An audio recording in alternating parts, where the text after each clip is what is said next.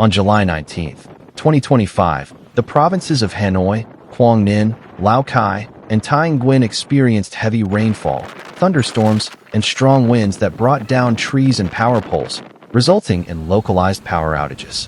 In Quang Ninh, a storm caused the capsizing of a tourist boat in Ha Long Bay, coinciding with the arrival of Typhoon Wipha in the East China Sea, which had been identified as the third tropical storm of the season.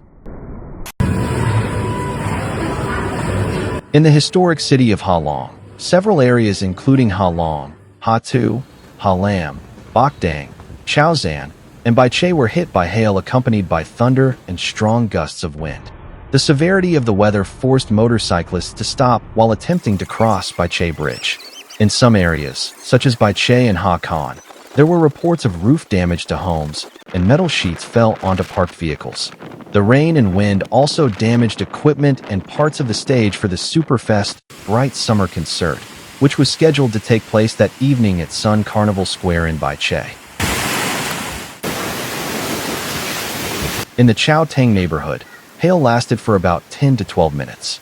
It began with heavy rain, which quickly intensified into hail the size of chopsticks. Videos circulating on social media showed pedestrians seeking shelter from the falling ice.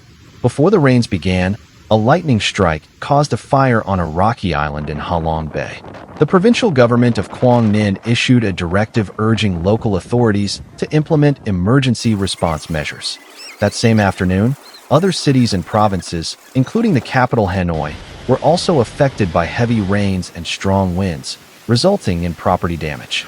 At around 4:30 p.m. in Hanoi, a thunderstorm accompanied by powerful gusts darkened the sky and caused the collapse of trees and structures.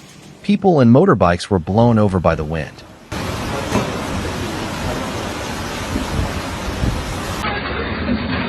Street furniture such as tables, chairs, and umbrellas was swept into the air. Traffic became congested in several parts of the city, with many vehicles struggling to navigate flooded roads. Flooding was reported at the Nguyen Chan, Tran Due Hung intersection as well as the underpass along that route. Severe water accumulation occurred along the Tang Long Boulevard service road in the Tu Lim district, where other underpasses were also flooded, forcing some vehicles to turn back. In Ho Chi Minh City, sudden heavy rains also fell in the western districts, causing widespread street flooding.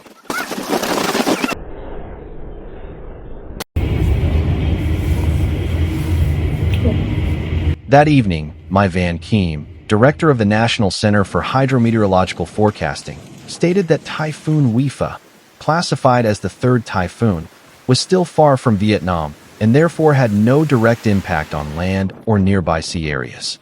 He clarified that the storms in Hanoi, Quang Ninh, and other northern provinces were caused by a low-pressure trough passing through the north, not by Typhoon Wipha. Despite this clarification, the Quang Ninh provincial government continued to implement preventive measures in case the typhoon approached. The province's disaster prevention authorities instructed the Inland Waterway Port Authority to alert tourists about the current weather conditions. On the same day, the tourist boat Vinzan 58 departed at 12:55 p.m. with 49 people on board, including 46 tourists and 3 crew members, for a sightseeing tour in Ha Long Bay. The planned itinerary included visits to attractions such as Sung Sat Cave and Tai Top Island. Around 1:30 p.m., the weather deteriorated rapidly, with dense clouds forming and strong winds picking up. At 2:05 p.m., all contact with the boat was lost.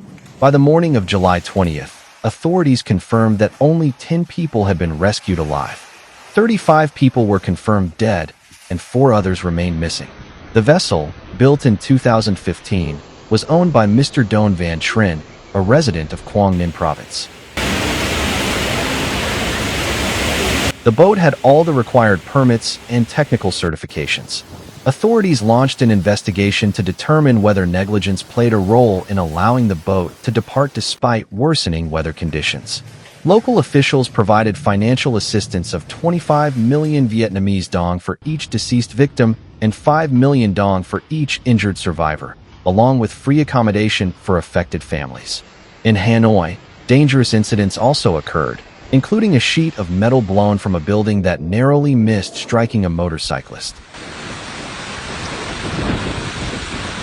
The moment was captured on dashcam and widely shared on social media. Strong winds had torn down construction materials, signs, and tree branches, turning them into hazardous airborne debris.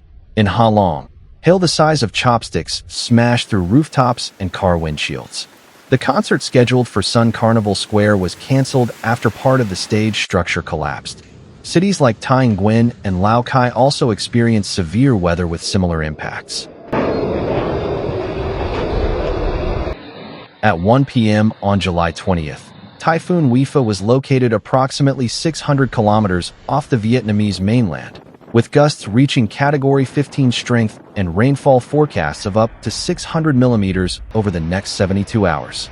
Authorities warned of potential urban flooding, landslides, and major traffic disruptions. On the morning of July 20th, the typhoon made landfall in Hong Kong, bringing wind speeds exceeding 140 kilometers per hour.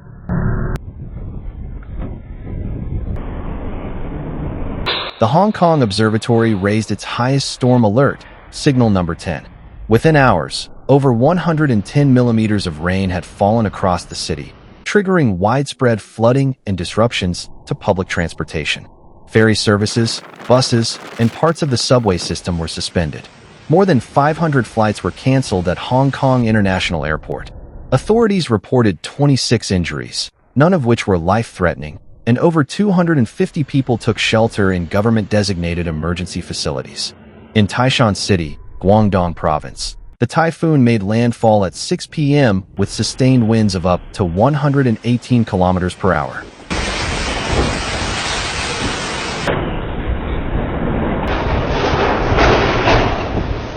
Cities such as Shenzhen, Zhuhai, and Macau suspended public transportation and high-speed rail services. Evacuations were carried out in multiple coastal communities. Power outages were reported in parts of western Guangdong. Rescue teams remained on high alert, and temporary shelters were opened. Meteorologists noted that the typhoon was weakening as it moved inland, but emphasized that heavy rain and landslide risks remained. Typhoon Wipha continued its path further into China and was expected to move toward Vietnam and Laos in the following days, prompting continued monitoring and readiness from emergency response agencies.